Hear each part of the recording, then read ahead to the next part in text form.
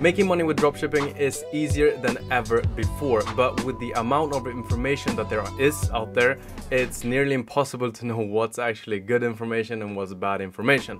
So in this video, I'm going to make it super clear for you to know exactly what you should do today to be able to scale your dropshipping store profitably. My name is Philip Isberg. I've been doing e-commerce for over 9 years and I've helped over 5,000 people start dropshipping and making money with dropshipping, and I own and invest in e-commerce brands myself. As I just said, making money with dropshipping is easier than ever. Some of you might agree, some of you, most of you might not, because it's so hard to know what's not the thing that's holding you back when nothing is working, when your products suck, when your page suck, when your ads suck, and you don't know if it's just one thing or if it's everything. So in this video, I'm going to cover two things. The first one being, if you've never found a winner before, what to do there. And the second one is, the second type of person is, if you have a winner or if you have had a winner in the past, but every time you try to scale, it just dies out. So, starting with the first type of person, you've never found a winner before. And when I talk about a winner, I specifically mean a product that you're currently spending like $200 a day on with at least 30% margins, and you've done it for a few days. This can be 2 days, 3 days, 4 days. You don't have to have it for a few weeks. And when I say 30% margins, I don't really care about ROAS. If you have 4 ROAS to achieve a 30% margin, that's fine. If you have 2 ROAS to achieve a 30% margins, that's even better. And then you can move on to the 4 ROAS from that 2 ROAS. But ROAS doesn't really matter. It's the money that you actually keep in your pocket.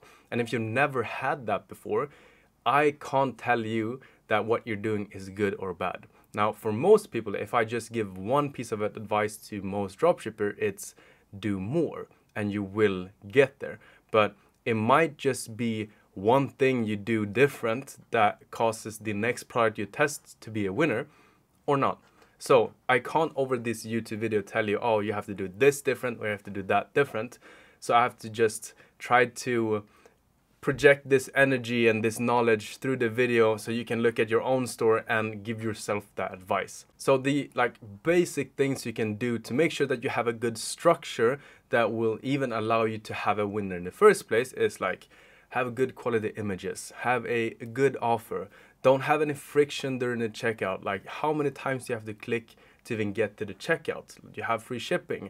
Are you even telling them how long the shipping time is? Now, this is different from market to market. And when it comes to markets, do you have your store in the local language or just doing worldwide? Who are you selling to? Are you selling to a specific person? Or are you just trying to sell the product? You're not trying to sell the solution that the product, the problem that your product have a solution to. Like, there's so many things that you just have to look at your site and know that it's good. And the easiest way to do this without me just looking at it for 30 seconds and just telling you is, imagine your mom sent you this store that you just built and she asks you, should I buy from here? And if you honestly wouldn't say yes, there's something wrong with your site. Fix it. And until you would have said to your mom, yeah, I mean, looks good, but it's dropshipping, because you're always going to know that it's dropshipping because we just see it. Most people don't. Until then, you have to fix it. Like, if you wouldn't let your mom buy from it, why should other people's moms do?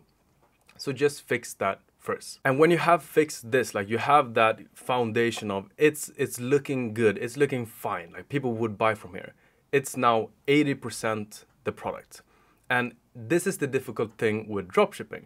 Like, you might test a product that's not working for you, but someone else is scaling it like crazy. And you just have to accept that this is not a winner for you, move on and go to the next. When I started dropshipping over 9 years ago now, just started testing out, I had one mentor. I paid him for 8 calls of mentorship. I used 2, and then I ghosted him. I never showed up again. I didn't ask for a refund or anything. I just didn't want to have anything to do with him anymore. Yes, I was that guy. I've had those people myself, and I hate them. But I spent so long building this site, and I was like, this is such a good site. It was a LED face mask. I even went to LA just to record content, fix content for it, because I had a marketing agency, so I made money before dropshipping. And I didn't sell anything. I had so many add to carts and no one bought. And I brought this to him and I told him, I asked him, what should I fix to increase the conversion rate? And he said, nothing. Move on. Go to the next product. And to this day, I'll hold this up against him. He never told me why he said this. He just said, don't, you can't, move on, go to the next. If I would have listened to that advice, I would have saved like 2-3 years and a few $1,000 on like shit products. But what I didn't understand, so this was when a part where I was like, he sucks. He doesn't know how to increase conversion rate. Let's just move on to doing it by myself. And since then, I've never had an e-com mentor since that day. Yeah, I know. I'm sorry. But what I failed to understand was, sure, I can get that product working. I can increase the conversion rate over time by testing one thing at a time, seeing what works, what don't, moving on to the next thing, fixing that thing.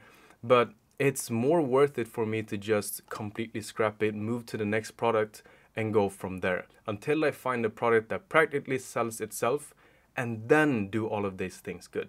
Like, this is the edge that us dropshippers have. We haven't invested hundreds of thousands of dollars into stock. We haven't like built this company, taken investments, other people's money that's counting on this store to become a big brand. We don't have to lose money for 3 to 5 years before we turn in profit. Like, why should we? Like, when I talk to like billionaire e-commerce, like that's billion in kroners, what's that in US? Like 400-500 million dollars a year e-commerce owners based in Sweden. They envy my store. I don't have these like smaller dropshipping stores anymore, but when I did, they would envy how I could switch font from one day to the next. How I could switch brands from one day to the next because they didn't have that agility. And this agility was what allowed me to scale so fast. So use it. Don't stick with a product. Yes, you will be able to make it work. Don't. It's not worth it. So it's 80% product, 20% everything else. Like, sure, if you're better at copy, it will help. But it's not the reason why it's not working. If you have better ads, sure, that will definitely help. But that's not the reason to why you can't find a winner. That's the reason to why you can't scale the winner, which I'm coming to very, very soon. So let's focus on this 80% instead. If you have the site down, the copy down, everything like looks fine. That 20%, let's focus on the 80%. Pick products that solves a bigger problem. Pick products which the problem that it solves is solving for a bigger audience. Like, you have more people, they have more money, it's more obvious what the product does.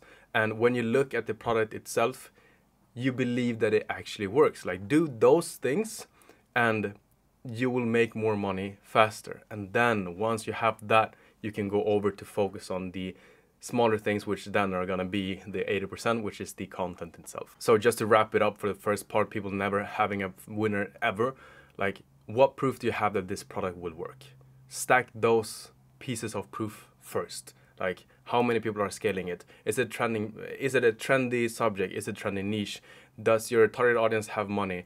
Does someone else sell the product on Amazon and has recent reviews with good good reviews that's made recent? Like, all those things, just stack them up and then test the product. If it doesn't work, move on to the next. And if you've had a winner, the second person now, you've had a winner, you currently have a winner, you tried to scale, you use all types of different scaling strategies. I don't care which you use. As soon as you do, your ROAS drops. Something's dying. And it's not just the store. This is a huge problem when I ask people that says, or when people ask me, Philip, I try to scale my store and it dies. I hate people saying that their store dies out because you're the one killing it. Huge difference. I ask them, okay, what's dying? The conversion rate, the cost per click, the average order level, and they don't know. So, no. There's something that's killing your store. It's you, but it's one of the different parts that's building out the ROAS. Cost per click, the conversion rate, and if it is the conversion rate, it might not just be conversion rate, it might be the drop-off rate. Like, your add to cart rate, it's always at 10%, and the conversion rate went from 5% to 2%. You don't have to focus on the offer now. It's not the add to cart rate, or it might be the add to cart rate. Drop-off rate is still 50%, but add to cart rate lowered. Is it the average order? It's very rarely the average order value, but it might be. So look into those 4 things first and compare it with a good period where everything was fine and dandy, and the bad period right now, past few days, past few weeks. There should be one thing sticking out. There should be add to cart rate just plummeting. It should be cost per click just going to the sky. And now from cost per click, okay, is it the CPM? Is it the CTR? Not that it really matters, it's the content. It doesn't matter if it's CPM, CTR. CPM is Facebook punishing you, CTR is you suck. But regardless, better content. If it is everything that's worsened, cost per click has gone up, the average order value has like gone down, the conversion rate has, everything's like slightly worse, but 30% worse with everything is like you went from a 3 to a 1 in ROAS. And in these cases, there's so much that needs to be done that here I oftentimes, from the testing phase, even though it was a winner, I just move on. Now, if I had to fix it, there's so much that needs to be done that I usually just completely switch things up. I don't just go to a new audience, but I switch from a 1-pack, 2-pack, 3-pack type of offer to a buy one, get one free, and I double the product price. Like, completely switch it up. I go to a UGC creator and create a banger piece of content. It's gonna take a week or two, and during this period, I'll test another product. When that comes in, I'll relaunch the product with a new offer, with the new ads, and cross my fingers and see what happens. If it doesn't work from the first try, I just move on. But hopefully, there's one thing that's dropped. CPC, CVR, average order value. Do something about that thing. Like, is it average order value? Why did it happen? Do something about increasing the 3-pack deal so that more people will buy that pack again, and your average order value will go back to where it was, and so will your ROAS. Was it cost per click? Okay, maybe you need new ads. What happened with cost per click? Was it CPM? Like, have you looked at your comments lately? What are people saying in your comments? And most likely you just haven't launched new ads in a few weeks or like ever. Like, do something about that. Is it the conversion rate? Like, what happened there? Was Klarna deactivated? Was some type of payment method in your Shopify payments deactivated? Was like something happened? Was it a bug somewhere? Just go through it and fix it. And as long as you just get it back to where it was, so will your ROAS. And oftentimes when something happens to our store when we try to scale that limits us from scaling it, it's oftentimes creating better content tailored to your targeted audience, a specific person, that makes them feel understood. This is the most important thing when it comes to actually scaling your store. The 80-20% goes from 80% product to 80% content, and 100% making your targeted audience feel understood. You need to make them feel like this was made for them, and you do this in better content, you do this in better offers and structured landing pages and advertorials and whatever, but the content itself is so important. And now a shameless plug. This is exactly what my new software, Stardust, that I've been working on for a while, does. Like, you just connect your ad account, it scans all of your ads, the good ones and the bad ones. It finds patterns in the good ones, it finds patterns in the bad ones, and then it gives you this ad you should do next based on this, because this is the best hook, and based on the bad ones as well, you should try this new thing because it should work, because we've seen your target audience and how they engage on other ads, on competitors' ads, and this new concept should work like on that level. And it, like an AI, because AI has the highest IQ, because everything that IQ is just pattern recognition, and AI does that best. So I just let Stardust do that for me. So shameless plug, if you want to try it out, first link in the description. If you want to do it by yourself, you can. Just watch your entire ad, write down everything that happens, not the script, not like the fly in the background, the color of the hair, the size of the personalities, like everything. And do that for all of your ads, the good ones and the bad ones. And then you'll start to see a pattern. You see, oh, when the UGC, it might not even be UGC. It might be more ASMR type of content. And when they were outdoors and there were birds chirping in the background, it worked well. But yeah, you get my point. Do that and you'll get the best piece of content without even having to try it. So, to summarize the video, I've gotten a comment a few days ago saying my videos are all over the place because I haven't scripted them. I feel you. If you want to listen through it, it's like the advice here is worth millions, and the people that understand it, you're welcome. But I want to try to be more, what do you call it? What's the word? Pedagogisk. I don't know the English word. Educational in my content. So I've written down the summary here. So I'm going to read it so that you guys get the most important parts and you can go quit YouTube and start making more money. If you've never found a winner, here's what you do. Look at your entire funnel from the perspective of your mother sending you the product. Would you let her buy? Fix it. Next thing, spend more time on picking products and do more after you've like established that, okay, my sites are fine. When I say spend more time on picking product, I don't mean spend more time picking the product. I mean, spend more time, okay, but don't pick the product and when you found the product, okay, let's go, let's run with this. But just put it to the side. Okay, good product. Keep looking. Good product. Keep looking. Good product. Keep looking. Set a time limit. Like if this can take weeks, like this will take weeks. So set a time limit for like 2 hours. And if it takes you more than 2 hours to find 10 products, your efficiency is the problem. Find a new way of finding products. So like set 3 hours, 4 hours, something like that. All the products you found, 15, 20 products, now just put them up one by one. Which is better? Which solves the biggest problem? Which has the most affluent buyers? Like, this is the best. Okay. And this product versus the next one. Which is best? Still this one. Okay. Next one. Oh, now this is best one. Next one. So you don't spend more time picking the one product. You spend more time picking many products. And then you stop looking.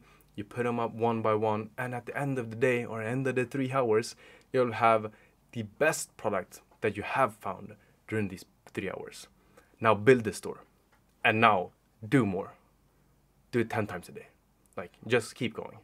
This is for the people that's never found a winner before. This is everything you have to do. And if you think this sounds like a lot of work, great, welcome.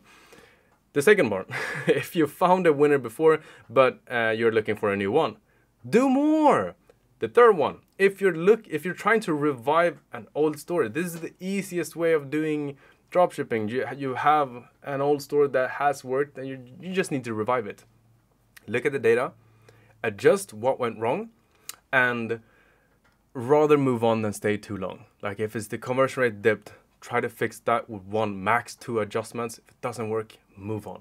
You'll have way easier time of finding new products than just sitting with that for months and months, because it can take months and months. Now, this has been the video. I'm going to leave you at that. If you feel like this video has been of value, please let me know. If you feel like, Phil, I'm still not getting it, please let me know as well, because I actually want to create valuable content, not just make a video to make a video. And I'll try to do better in the next one. Please like the video if you did, and I'll see you guys in the next one. Take care. Peace.